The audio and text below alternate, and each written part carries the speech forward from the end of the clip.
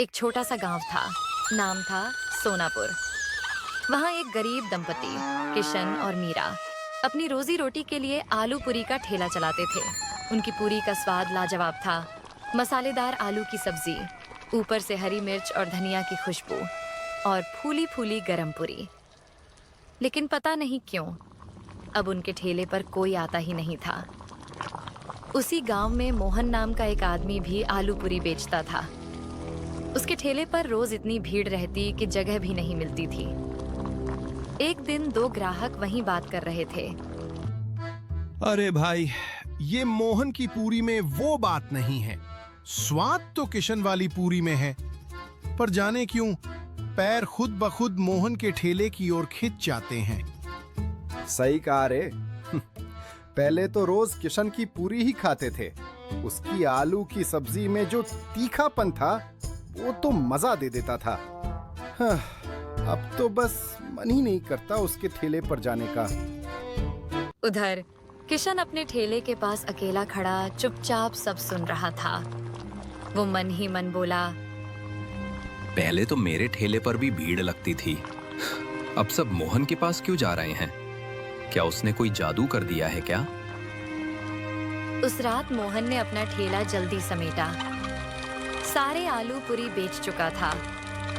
घर पहुंचते ही उसकी पत्नी सजन बोली, जी, आज तो अमावस्या की रात है, याद है ना? हाँ याद है। तुमने तैयारी कर ली? जी, पूरे 13 किलो चिकन पका लिया है। पर बताओ ना, हर बार 13 किलो ही क्यों?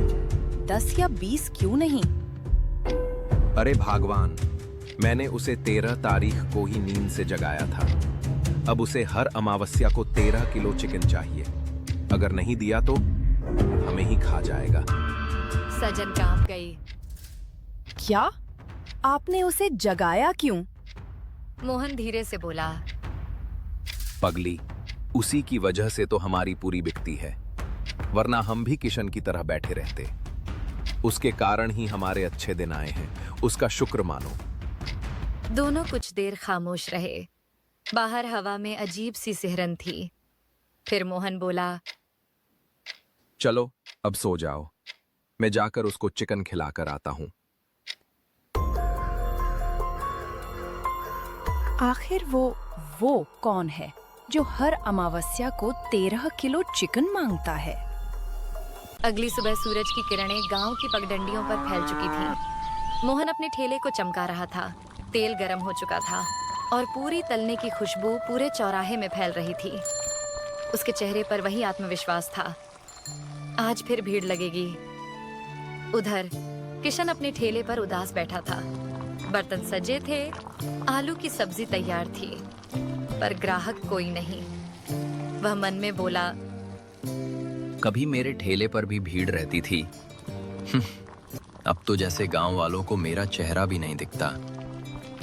तभी गांव में शहर से आए एक दंपति दाखिल हुए, राकेश और नेहा। उन्होंने एक गांव वाले को रोका। भाई साहब, हम नए आए हैं इस गांव में, नाश्ता करना है, बताइए कहाँ मिलेगा अच्छा?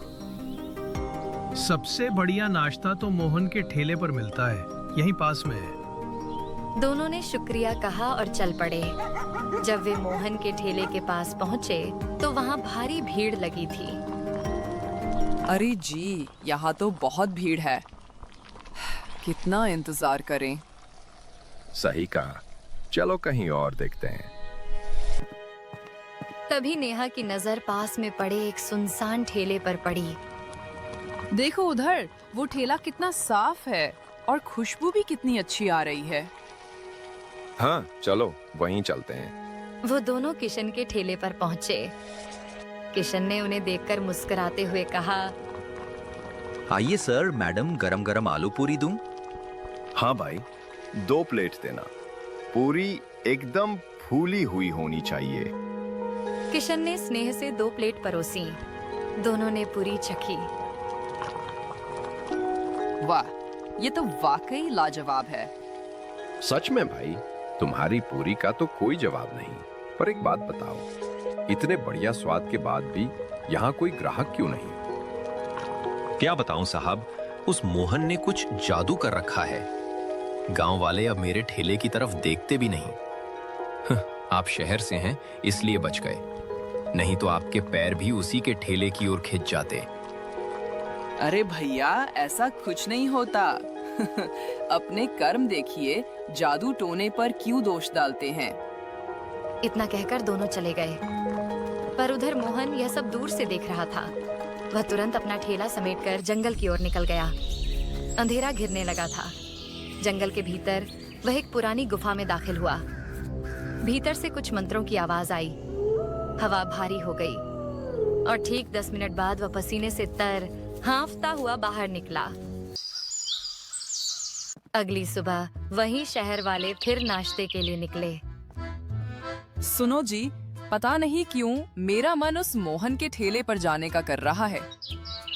अरे मेरा भी। कल तो मैंने कहा था वहां भीड़ ज्यादा है, फिर भी मुझे आज वहीं जाने का मन कर रहा है। दोनों हंसते हुए सीधे मोहन के ठेले पर पहुंचे। किशन दूर से यह सब देख रहा था। उसका चेहरा सफेद पड़ गया। तो अब उन पर भी जादू चल गया। जब राकेश और नेहा नाश्ता करके लौट रहे थे तो रास्ते में गांव के मुखिया मिल गए। कैसे हैं शहर वाले बाबू? कैसा लगा हमारा गांव? बहुत प्यारा गांव है मुखिया जी। बस एक अजीब बात है, कल हम किशन के ठेले पर गए थे, आज जाने क्यों हमारे पैर खुद ब खुद मोहन के ठेले की ओर खिंच गए। कुछ तो अजीब है उस ठेले में। अरे नहीं बाबूजी, कुछ अजीब नहीं। मोहन के आलू पूरी का स्वाद ही ऐसा है कि लोग खुद खिंच जाते हैं। पर राकेश और नेहा जब आगे बढ़े तो दोनों के मन में एक ही सवाल गूंज रहा था। क्या सचमुच स्वाद खींचता है या फिर मोहन का कोई रहस्यमयी राज? शाम का समय था। किशन अपने घर में चूल्हे के पास बैठा था कि तभी दरवाजे पर दस्तक हुई। दरवाजा खोला तो सामने राकेश और नेहा खड़े थे। अरे सर, मैडम, आप यहाँ मेरे घर पर? किशन जी, जो आपने कहा था, लगता है वो सब सच है। देखा, मैंने पहले ही कहा था, वो मोहन कोई साधारण आदमी नहीं है। पर आपको यकीन ही नहीं हुआ। अब यकीन हो गया है किशन। जो आज हमने देखा उसके बाद शक की गुंजाइश नहीं बची।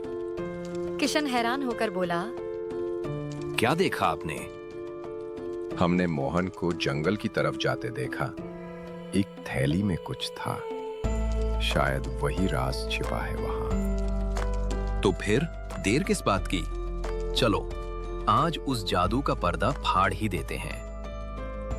तीनों जंगल की ओर निकल पड़े।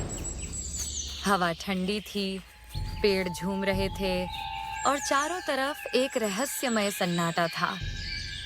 सुनिए, ये कैसी गंध है? चिकन की खुशबू जैसी। लगता है मोहन ने ही चिकन लाया होगा। दूसरा कौन जंगल में चिकन लाएगा?